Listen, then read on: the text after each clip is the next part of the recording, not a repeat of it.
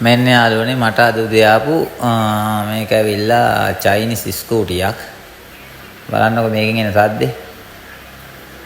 Belt එක පැත්ත roller set එක රෝලර් හබ් එක කියලා කට්ටිය නැති කතන්දර කියලා තිබුණා. ගැලෙව්වා. බලමු අපි මොකද්ද කියලා. මොකක් වෙන්නේ නැත.